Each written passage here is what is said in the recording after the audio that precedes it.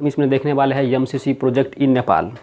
तो क्या MCC project Nepal में आना चाहिए, एक्सेप्ट करना चाहिए नेपाल की गवर्नमेंट को, और या तो उसे रिजेक्ट करना चाहिए या तो एक्सेप्ट करना चाहिए, और इनसे क्या एडवांटेज हो सकता है, क्या डिसएडवांटेज हो सकता है, और इससे हमारे कंट्रीज पर, नेपाल पर और ओवरऑल कंट्रीज पर क्या इम्पेक्ट पड़ने वाला है, हम इसको देखेंगे।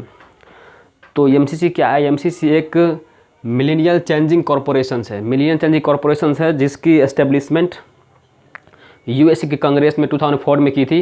जिस तरह से यहाँ पर होता है पार्लियामेंट, संविधान सभा, वहाँ पर उसको संविधान सभा को वहाँ पर कांग्रेस बोलते हैं। तो वहाँ उसने शुरुआत किया था 2004 में, जिसका मोटिव था कि यदि दुनिया में मारधार, खून खराब, आतंकवादी, करप्शन इसको हटाना है तो हमें हर एक इंसान की लाइफ स्टैंडर्ड लिविंग, उसे अच्छे कपड़े, अच्छे खाना, अच्छे रहन सहन और उसे अच्छे एजुकेशन दे दो, तो शायद दुनिया में करप्शन, आतंकवाद, मारधार ये सब कम हो जाएंगे। उसी सोच से उसने एमसीसी को इनकॉर्पोरेट किया था, मतलब बनाया था। और वो ऑलमोस्ट अभी दुनिया के बहुत सारे कंट्री में, जैसे 46 कंट्रीज में अभी वो फैल रहा है, और अभी इस बार नेपाल में आया है। तो क्या एमसीसी को नेपाल सरकार को उसे एक्सेप्ट करना चाहिए या रिजेक्ट करना चाहिए? तो एमसीसी क्या कहता है, वहाँ पर जो उसका सोच था कि हमें देश में एक हर एक पूरे वर्ल्ड में जिस कंट्री है, पोअर कंट्री और डेवलपिंग कंट्री और अंडर डेवलपिंग कंट्रीज, हम उस कंट्री की पीपल को यदि अच्छे से एक एजुकेशन और अच्छे से एक स्टैंडर्ड लिविंग दे दें तो शायद वो लोग कभी भी आतंकवाद और मारधार और हमारे किसी भी देश का और कंट्री और इस नेशन के कभी किसी को विरोध में नहीं आएंगे। हमेशा सभी के देश में एक शांति होगा और उससे देश अच्छा चलेगा। वहाँ पर हिंसात्मक कोई भी ऐसे एक्टिविटीज़ नहीं हो सकता है। उसी सोच से उसने एस्टेब्लिश किया था। आज वो 46 कंट्री में है। तो वो कहता है कि वो ऐसे मतलब क्या काम करते थे। कहता है देखो यार, किसी भी देश और किसी भी कंट्रीज़ को यदि उसे डेवलपिंग, अंडर डेवलपिंग से डेवलप कंट्री में लाना है, उस देश की पीपल और वहाँ देश की जनसंख्या को यदि सही करना है, तो हमें उसके कुछ फैक्टर्स होते हैं, कुछ एरियाज होते हैं, यदि उसको हमने यदि ठीक कर दिया तो वो देश खुद ही डेवलप्ड कंट्री में आ जाएंगे। और उसके बाद वहाँ से शायद करप्शन और बहुत सारी चीज़ें जो निगेटिव इम्पैक्ट पड़ता है हमारी सोसाइटी, हमारे देश और वर्ल्ड वाइड पर, वो कम हो सकते हैं। तो एमसीसी ने किस किस फील्ड में वर्क करता है तो देख लो पहले इसके एरियाज ऑफ वर्क, एग्रीकल्चर और इरिगेशन। एग्रीकल्चर और इरिगेशन मतलब कृषि और सिंचाई। ट्रांसपोर्टेशन मतलब रोड्स, ब्रिज और पोर्ट्स। Water supply and सैनिटेशंस।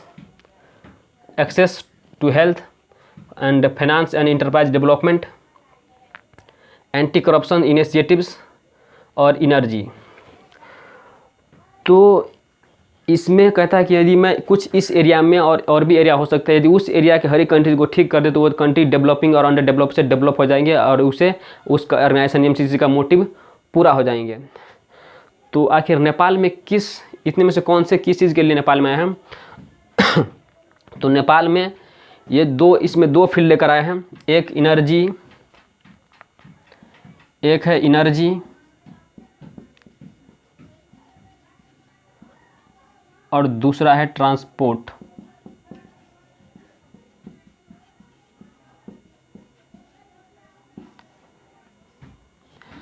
तो कह रहा है कि यदि मैं इस कंपोनेंट को यदि ठीक कर दूं तो कोई भी कंट्री के इम्प्रूवमेंट में आ सकते हैं।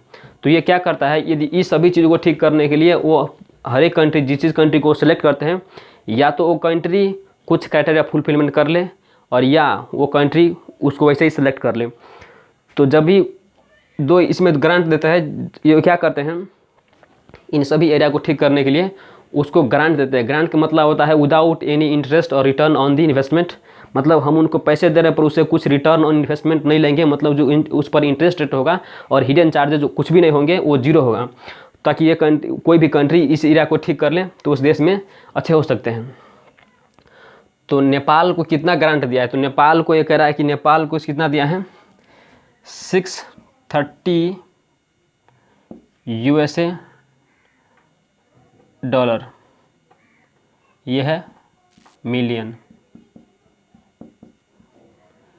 उसने कह रहा है कि हम नेपाल को इतने कम से कम डॉलर देंगे। और उसके बाद ये दो तरीके का होता है ग्रांट। एक होता है कम्पैक्ट, एक होता है थ्रेशोल्ड प्रोग्राम्स। कम्पैक्ट कहने का मतलब है हम उसे कुछ क्राइटेरिया को फुलफिलमेंट करते हैं तो उसे हम देते हैं, और ये एक लार्ज अमाउंट होते हैं और ये हम उसके स्मॉल स्मॉल टुकड़े में हम किसी को यदि हेल्प कर रहे हैं तो वो थ्रेशोल्ड प्रोग्राम में आते हैं। और तो नेपाल में कौन सा आया है, तो नेपाल में आया है कम्पैक्ट। इसीलिए कभी देखोगे कि एमसीसी प्रोडक्ट में कम्पैक्ट हमेशा करके बोलते हैं, तो कम्पैक्ट वही होता है क्योंकि हमने कुछ क्राइटेरिया को फुलफिलमेंट कर लिया है नेपाल में, इसलिए उसने नेपाल को सिलेक्ट कर लिया है। और वो कह रहा है कि हम इसमें से नेपाल को 2 चीज़ में 630 मिलियन दिया है। उसमें से कह रहा है कि यदि हम इसमें 500 यूएसए मिलियन डॉलर इस प्रोजेक्ट के लिए दे रहे हैं और 130 यूएसए डॉलर हम ट्रांसपोर्ट के लिए दे रहे हैं। तो आखिर नेपाल को ये लेना चाहिए और नहीं लेना चाहिए, ये बात तो ही बाद में करेंगे। पहले देखते हैं कि यदि ये अमाउंट यदि नेपाल सरकार ले ले और ये भी अमाउंट ले ले तो इनसे एनर्जी मतलब हाइड्रो प्रोजेक्ट, इलेक्ट्रिसिटी, ये सारे के सारे नेपाल की इम्प्रूवमेंट हो जाएगी। नेपाल के पास बहुत ऐसे कैपेसिटीज़ हैं, तो ये एनर्जी जब नेपाल के पास इतना जब 500 मिलियन डॉलर्स इन्वेस्ट करेंगे हाइड्रो प्रोजेक्ट में, इलेक्ट्रिसिटी में, एनर्जी में, तो इनसे नेपाल के पास एनर्जी बहुत सारा हो जाएगा। और ये एनर्जी कितने भी कंट्रीज़ को ये बेच सकते हैं, जैसे भारत। पर भारत क्यों खरीदेगा, इसलिए भारत से पूछना ज़रूरी है क्योंकि हम ऐसा प्रोजेक्ट ला रहे हैं तो हमसे मतलब वो खुद ही इलेक्ट्रिसिटी भारत खरीदता है और उसके पास जो इलेक्ट्रिसिटी जो बनता है तो वो बहुत ही महंगा पड़ता है हमारे देश के कंपेयर में।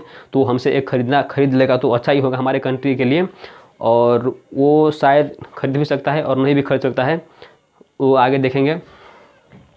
और एक है ट्रांसपोर्ट, तो 130 मिलियन यदि ट्रांसपोर्ट में लग जाता है यूएसए डॉलर तो हमारा जो पूर्व पश्चिम राजमार्ग है और कितने भी कंट्री हमारे कितने भी एरियाज है, जैसे देखो तराई में तो सबसे ठीक ठीक ही है, पर पहाड़ में ट्रांसपोर्ट की बहुत दिक्कत है। वहाँ पर एजुकेशंस ये सब नहीं सही से मिल पाते हैं क्योंकि ट्रांसपोर्टेशन में टाइमिंग टाइम लग जाता है और हमें वहाँ से कहीं और जाना पड़ता है जहाँ पर एक्सपेंसेस ज़्यादा हो जाता है, इसीलिए एजुकेशन सही से नहीं मिल पाते हैं। तो इनसे हमारे पास एक अच्छे एजुकेशंस भी मिलेंगे। तो यूएसए में खुद ही कह दिया है कि इस प्रोजेक्ट, ये जो एमसीसी प्रोजेक्ट होगा, जो टेंडर होंगे वो ओपन होंगे। ओपन कहने से मतलब है कोई भी ले सकते हैं, कोई भी इस टेंडर्स को कॉन्ट्रैक्ट को ले सकते हैं। और ये क्योंकि बहुत बड़ा प्रोजेक्ट है तो इसको एक साधारण लोग तो ले ही नहीं सकते, तो एक बड़े बड़े लोग लेंगे। और ये ओपन होगा और ट्रांसपेरेंट होगा और अवेलेबल टू एवरीवन। तो यूएसए ने कहा है कि ये जितने भी पैसे इसमें खर्च होंगे इस कंट्रीज में, इस फील्ड में, तो सभी में एकदम ट्रांसपेरेंसी होना चाहिए। अब यदि नेपाल इस एमसीसी प्रोजेक्ट को एक्सेप्ट कर ले तो कम से कम ये 2 एरिया तुरंत के तुरंत डेवलप हो जाएंगे, क्योंकि हमारे पास ट्रांसपेरेंसी कौन रख रहा है, यूएसए। कि ये कहता है कि हम इतने अमाउंट इन्वेस्ट कर रहे हैं, हमें यहाँ से कुछ रिटर्न नहीं चाहिए, तो हमें एक ही चीज़ चाहिए कि यहाँ से एक ट्रांसपेरेंसी हो। और ट्रांसपेरेंसी तभी होगा जब सभी चीज़ की बुक्स ऑफ अकाउंट और उसकी ऑडिट भी अच्छे से होंगे, क्योंकि अकाउंटिंग जब नहीं होगा तो उसकी रिकॉर्डिंग नहीं मेंटेन हो पाएगा और उसके ट्रांसपेरेंसी नहीं आ पाएंगे और उसका ऑडिट होगा। ऑडिट होता है, वैसे ऑडिट बहुत तरह का होता है, एक होता है स्टैट्यूटरी ऑडिट और एक होता है बहुत सारा ऑडिट होता है, कॉस्ट ऑडिट होता है। स्टैट्यूटरी एक सीए इन प्रैक्टिस वो करते हैं और कॉस्ट ऑडिट होता है क्योंकि इस प्रोजेक्ट में बहुत ज़्यादा हमारे पास कॉस्ट लगने वाला है, तो उसका जो होता है सीए में करता है, कॉस्ट मैनेजमेंट अकाउंटेंट करते हैं जिसके पास ऑडिट प्रैक्टिस होते हैं, तो वो करते हैं। तो इसमें यदि ये प्रोजेक्ट यदि नेपाल एक्सेप्ट करते हैं तो कम से कम 500 मिलियन यूएसए डॉलर का इन्वेस्टमेंट होगा। और क्योंकि यूएसए कहता है कि हमें इस प्रोजेक्ट पर सिर्फ एक कंट्रोल दे दो, बस कंट्रोल इस किसी इतना ही चाहिए हमें कि ये प्रोजेक्ट में जितना पैसा लग रहा है उसका जो प्रॉपर प्लेस पर जा रहा है या नहीं जा रहा है, कहीं इसमें तो कोई करप्शन तो नहीं हो रहा है। तो इसमें इसलिए वो कहता है हमें फुल ट्रांसपेरेंसी चाहिए, उसे हमें फुल ट्रांसपेरेंसी चाहिए और ताकि इसमें कोई भी की करप्शन ना कर पाए। और यदि इस प्रोजेक्ट में इतना अमाउंट लगता है तो देश के जितने सारे इंजीनियर से वो, और ये खुद ही कह रहा है कि यूएसए कह रहा है कि इस प्रोजेक्ट्स को क्या कर रहा है कि MCC model requires Nepal to hire the Nepal leads to implement the project. कह रहा है कि नेपाल खुद ही इस प्रोजेक्ट को इम्प्लीमेंट कर सकते हैं, उसके लिए वो हायर भी कर सकते हैं। तो यदि प्रोजेक्ट को एक्सेप्ट करता है तो इसमें जितने अनएम्प्लॉयमेंट की समस्या है ये लगभग ऑलमोस्ट ख़त्म ही हो जाएंगे। दोनों को एक्सेप्ट करने से ऑलमोस्ट अनएम्प्लॉयमेंट की समस्या नेपाल में कम से कम ख़त्म हो जाए, क्योंकि हमारे देश के ऑलमोस्ट कितने पॉपुलेशन थे जो विदेश में जाकर जॉब कर रहे हैं। तो कम से कम ट्रांसपोर्टेशंस में, इलेक्ट्रिसिटीज़ में इतने ज़्यादा में डिमांड होगा जितना कि वो हमारे सभी विदेश वाले हो सभी अपने ही देश में जॉब कर सकते हैं। तो इसका एक बेनिफिट है। दूसरा है कि हमारे पास एक एनर्जी का जो इलेक्ट्रिसिटी है, एनर्जी है, इससे हर एक ऐसे मेट्रो, ट्रक, बस, ये सभी चीज़ इलेक्ट्रिसिटी पर चलता है, सभी चीज़ इलेक्ट्रिसिटी पर ही हो जाएगा। एक तो हमारे पास इसका जो कॉस्ट पर है वो बहुत ही मिनिमम कॉस्ट पर ये सभी चीज़ प्रोडक्शन हो जाएंगे। और रोड हमारे पास अच्छे होना चाहिए ताकि हम बहुत सारी चीज़ों को ट्रांसपोर्ट कर सकें। और यदि इतना हम इसको यदि इलेक्ट्रिसिटी में खर्च कर दे तो हमारे पास कितना मेगावाट है, 83,000। तो कम से कम कितना भी 50,000, 60,000 इतना भी आ जाए तो हम विदेशी को बेच करके वहाँ से पैसे कमा सकते हैं। जैसे इंडिया, ये जितने भी है गल्फ़ में, ऐसे गल्फ़, मलेशिया, दुबई, सऊदी, कतार और मलेशिया, उसके बाद कौन कौन सा आता है उसके साथ कंट्रीज़ में हम इलेक्ट्रिसिटी को बेच भी सकते हैं। और यदि हम भारत को बेचते हैं, यदि ये इलेक्ट्रिसिटी यदि भारत को बेचते हैं तो यदि भारत खरीदता है तो उसके साथ हमें एक एग्रीमेंट करना पड़ेगा। और वहाँ से यदि भारत यदि हमारे इलेक्ट्रिसिटी खरीदे तो उसकी करेंसी डाउन हो जाएगी, हमारी करेंसी थोड़ा ऊपर हो जाएगा। तो शायद ऐसा करेगा या नहीं करेगा, देखते हैं। तो कह रहा है कि यदि हमारे पास ये प्रोजेक्ट लागू हो जाएगा तो इनसे हमारे कंट्री पर एक निगेटिव इम्पैक्ट पड़ेगा, क्योंकि हम अब अपने देश को एक आत्मनिर्भर बना सकते हैं। हमारे देश में जो अनएम्प्लॉयमेंट की समस्या वो ख़त्म हो जाएंगे। उसके बाद एक अच्छे एजुकेशन मिलेंगे, अच्छे हमारे पास ट्रांसपोर्टेशन होंगे, हमारे पास एक हेल्थ अच्छे हो सकते हैं। और अच्छा रहा तो बाकी हम एग्रीकल्चर, इमिग्रेशन इसमें भी आ सकते हैं। हर एक एरिया में वो हमको हेल्प कर सकते हैं। और एक बार ये प्रोजेक्ट रन हो जाए तो हम उसी से भी अर्न भी कर सकते हैं और फिर उसको इसी प्रोजेक्ट में लगा भी सकते हैं। तो हमारे पास एक कैश फ्लो के आता ही रहेगा, उनको हम इन्वेस्ट कर ही सकते हैं। उसके बाद और देख लेते हैं उसकी में क्या होगा। यदि इतना हो जाए तो हमारे कंट्रीज़ दूसरे कंट्रीज़ के मुकाबले में आगे जाएंगे और इनसे हमारी करेंसी आगे हो जाएगा। तो हमारे अब इनेमीज आना शुरू हो जाएंगे। जैसे भारत को कुछ प्रॉब्लम हो सकता है और चाइना को भी प्रॉब्लम हो सकता है, क्योंकि हम जो अभी पूर्ण रूप से भारत और चाइना पर डिपेंड है।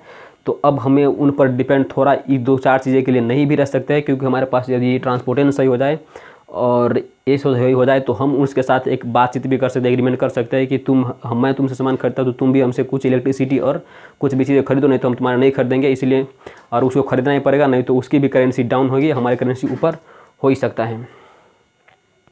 और यदि इसके बाद यदि नेपाल के ऊपर कोई भी कंट्रीज इस किस्म का कोई अलग दबाव देता है तो प्रॉब्लम तब जाके क्रिएट होगा। और ऐसा हो सकता है यूएसए ने खुद ही कह दिया है कि हम कोई किस्म का उसने मिलिट्री कंपोनेंट को नहीं शामिल किया है। There is no military component, कह रहा है कि इस एमसीसी में कोई भी किस्म का मिलिट्री कंपोनेंट नहीं है to the MCC. In fact the US law prohibits it, कह रहा है कि यूएसए इसके खिलाफ में है कि हम कोई भी किस्म का ये मिलिट्री कंपोनेंट उसमें नहीं रखते हैं एमसीसी में।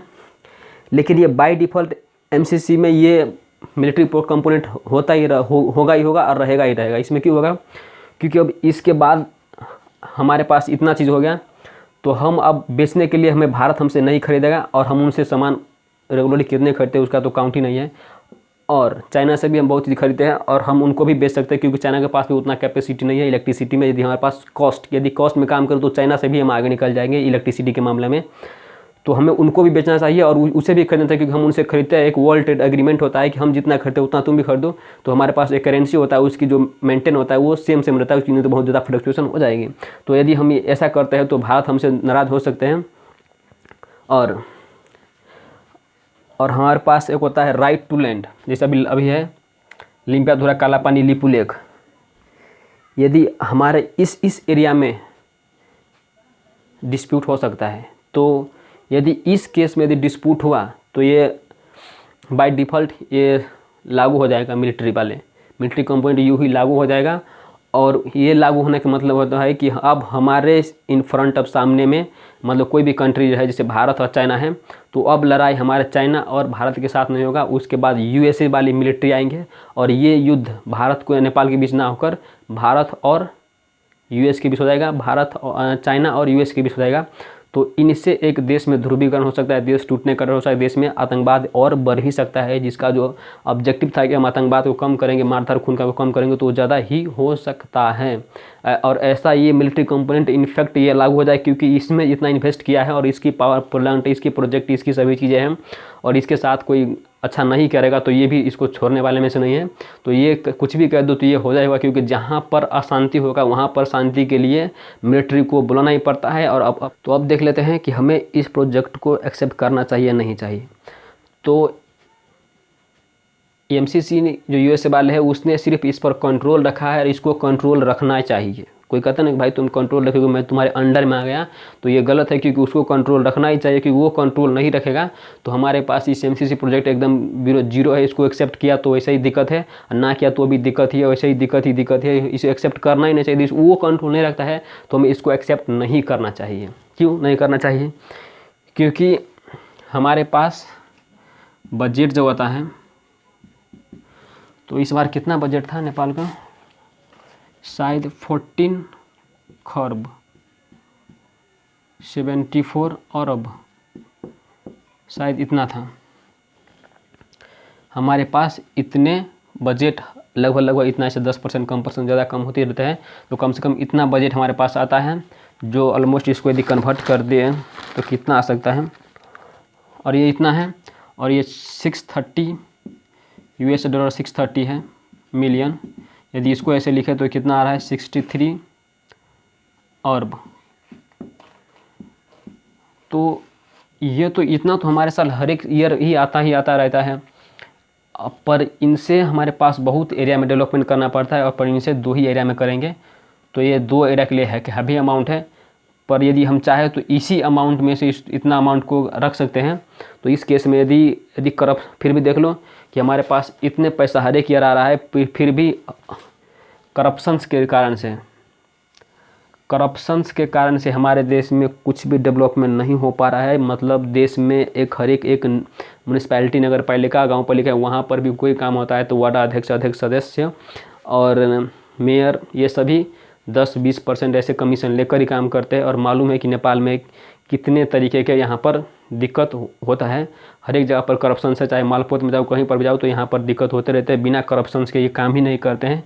तो इसका भी एक सोच है कि एंटी करप्शंस इनिशिएटिव लें, और इसको लेना भी चाहिए, क्योंकि ये इतना दे रहा है तो फ्री में क्यों दे देगा। तो इसको तो एक एंटी करप्शन लाना चाहिए, ताकि इस देश की भला हो, इस देश की जनता की भला हो, ना कि कुछ सेलेक्टेड ऑफ पीपल जो पॉलिटिशियंस वाले हैं इसकी, और उसके साथ कोई एसोसिएट होता है उसकी ना हो। तो एंटी करप्शन इनिशिएटिव लेंगे ही लेंगे। यदि इस अमाउंट के साथ वो कंट्रोल इस पर रखता है, ट्रांसपेरेंसी चाहिए। यदि इस केस में यदि नेपाल सरकार और नेपाल के जितने भी कॉन्ट्रैक्टर्स होंगे यदि वो ट्रांसपेरेंसी नहीं दिखा रहा है, उस केस में एक डिफ़ॉल्ट सेटिंग है कि ये मिलिट्री कंपोनेंट को लगा ही सकता है। यदि नेपाल डिनाई करता है कि हम इस तरीका की इन्फॉर्मेशन नहीं दे पाएंगे, तो यहाँ पर मिलिट्री कंपोनेंट हो सकते हैं, और यहाँ पर either of the party can discontinue the agreement. मतलब एमसीसी वाले प्रोजेक्ट भी अपना पैसा ले जा सकते हैं, और नेपाल सरकार भी उस एग्रीमेंट को टर्मिनेट कर सकते, मतलब ख़त्म कर सकते हैं। तो अब देखते हैं कि अब नेपाल इसमें कितना हेल्प मिलने वाला है। कि एक नेपाल के एग्रीकल्चर कंट्री, कृषि प्रधान देश है, तो यहाँ पर जो पॉपुलेशन है, यहाँ पर पानी तो है पर उतने तरीके अच्छे से नहीं है, तो इरिगेशन ज़रूरी है। तो यदि एग्रीकल्चर कंट्री है जिसमें यदि मॉडर्न तरीक़ा से यदि एग्रीकल्चर को किया जाए, तो नेपाल एग्रीकल्चर्स में भी आगे आ सकते हैं, और अपने गुड्स भी एक्सपोर्ट किसी अदर कंट्रीज में कर सकते हैं। कम से गल्फ में तो कर ही सकते हैं, और वहाँ से हमारे जो पास होगा तो हमारे करेंसी भी बढ़ जाएंगे। रोड ट्रांसपोर्ट ब्रिज यहाँ ये हमारे देश में बहुत ही अभाव है। तराई में तो फिर भी ठीक ठाक है, पर पहाड़ में ऐसा नहीं है। पहाड़ में बहुत ही दिक्कत है, जहाँ पर नहीं है वहाँ पर बहुत ही मुश्किल से जाना पड़ता है। तो ये थोड़ा अच्छे हो जाए तो ये तो इसका एक मोटिव भी है। और वाटर सप्लाई, हमारे पास वाटर तो है पर इसका सही टाइम पर सही नहीं आ पाता है, तो क्योंकि हमारे पास इसका भी प्रॉब्लम तो नहीं है, क्योंकि हमारे पास इतना पानी है तो कोई भी पानी पी सकता है, कोई भी कुछ भी कर सकते हैं। फिर भी यदि इसको एक अच्छे से कर दे तो हम इस पानी को भी विदेश में बेच भी सकते हैं विदाउट एक minimum cost. Access to health, अभी हमारे पास देश के हर एक पॉपुलेशन एक अच्छी हेल्थ की एक्सेस नहीं कर पाते हैं, कभी देखा होगा पहाड़ में कभी इस नीचे से ऊपर तक जाने में ही कितना टाइम लगता है, तो उस सिचुएशन में हमारे पास जो पेशेंट्स होते हैं वो अच्छे हेल्थ नहीं ले पाते हैं, तो ताकि उसी से उसके कुछ प्रॉब्लम होते हैं। तो अच्छे एक्सेस टू हेल्थ, अच्छे हेल्थ मानने के मतलब है कि हमारे पास उसकी सभी जांच, उसकी सभी टेस्टिंग, उसकी सभी मेडिसिन, उसकी सभी आईसीयू, सभी बेड सभी फ्री में अवेलेबल हो, तो मानते उसे हम एक्सेस टू हेल्थ और एक अच्छे हेल्थ, नहीं तो अच्छे हेल्थ नहीं है। और कह रहा है कि फाइनेंस एंड इंटरप्राइज डेवलपमेंट, ये खुद ही इस प्रोजेक्ट से खुद ही डेवलप हो जाएंगे। क्यों? क्योंकि अब इस कंट्रीज में एक तो है सीजी ग्रुप जो सबसे टॉप में है, तो किसी भी कंट्रीज यदि कोई भी किस्म का डेवलपमेंट करते हैं तो बाहर से कुछ ना कुछ फॉरेन डायरेक्ट इन्वेस्टमेंट बोलते हैं, उससे लगना पड़ता है। और वो बाहर के लोग जब भी आएंगे तभी ये, क्योंकि सीधी चौधरी ग्रुप के पास भी उतना फंड नहीं है ताकि वो खुद ही कुछ बड़े बड़े प्रोजेक्ट को इम्प्लीमेंट कर दें, तो उसे बाहर के साथ साथ कुछ ना कुछ एग्रीमेंट करना पड़ेगा ताकि इम्प्लीमेंट हो जाए और अच्छे से रन कर पाए। तो फाइनेंस का एक सपोर्ट मिलता है, एक इंटरप्राइज डेवलपमेंट होता है, और कहने का मतलब हमारे पास फैक्ट्री बिल्डिंग, प्रोडक्शंस, मार्केटिंग, ये सब के सब बढ़ेंगे तो हमारे देश यूँ ही आगे हो जाएंगे। एंटी करप्शंस, ये बहुत ही ज़रूरी है। अभी सुना ही होगा कि नेपाल करप्शंस में एशिया में सबसे नंबर 1 पर आ गया है। तो इस सिचुएशंस में यदि एंटी करप्शंस वाले कोई भी किस्म का यदि हमारे पास इनिशिएटिव लेते हैं तो ये हमारे लिए एक अच्छे होंगे, पर कुछ लोगों के लिए बुरे होंगे। और कुछ लोग इसको ऐसे बोल भी सकते हैं कि हमारे ऊपर कोई कंट्रोल कर रहा है, हम किसी के गुलाम नहीं है। और इसका मतलब ये भी नहीं है कि हम कितना है 14 खरब और 74 अरब, कम से कम हर एक ईयर इतना अमाउंट हमारे पास हमारे कंट्रीज को मिलता है, फिर भी कुछ डेवलपमेंट करने में कुछ भी नहीं हो पाता है। पर हम इतना प्रोजेक्ट को इतना सिर्फ 63 अरब के लिए क्यों ऐसा काम करें? तो नहीं करना चाहिए, पर इसका जो इतना मिलता है ना, कम से कम इसका तो सही उपयोग तो हो। तो करप्शन तो हमारे देश में टॉप पे है, पूरे एशिया में टॉप में है। एनर्जी के पास हमारे पास कैपेसिटीज़ बहुत है, पर इसमें हो नहीं रहा है। तो यहाँ पर एक अच्छे हमारे पास हो सकता है कि यदि एनर्जी हमारे पास स्टोर तो है, पर ये इम्प्लीमेंट में आ जाए, हमारे पास यूजेबल कंडीशन में आ जाए, तो हमारे देश के ऑलमोस्ट बहुत सारे चीज़ें हैं जो इलेक्ट्रिसिटी पर ही हो सकते थे। खाना बनाना, बहुत सारे चीज़ें, बस, मेट्रो, कार, सब इलेक्ट्रिसिटी हो सकती है। यूएसए गवर्नमेंट ये चाहती है कि जितना अमाउंट हम एमसीसी में लगा रहे हैं, और एक नेपाल ही फर्स्ट कंट्री में 46 कंट्री में लागू हो चुका है, तो जितना अमाउंट हम लगा रहे हैं तो वहाँ पर कम से कम जो अमाउंट है उसका सही सदुपयोग हो। और कुछ लोग इसमें करप्शन करते हैं, चाहे कोई भी कंट्री करप्शन करते हैं, और उस करप्शन को रोकने के लिए कोई मिलिट्री कंपोनेंट खुद ही आ जाएगा और इनसे दो देशों के बीच में मारपीट और द्वंद्व हो सकता है। तो खुद ही कमेंट करके बताना कि ये प्रोजेक्ट आना चाहिए या नहीं आना चाहिए। हमने इसमें कोई भी किस्म का कंपोनेंट और लॉ और सेक्शंस को शामिल नहीं किया। इसमें एक जनरल सी बातें की है, स्पेशलिस्ट कुछ ही बातें नहीं की हैं। तो इसमें बस आना चाहिए नहीं आना चाहिए उसको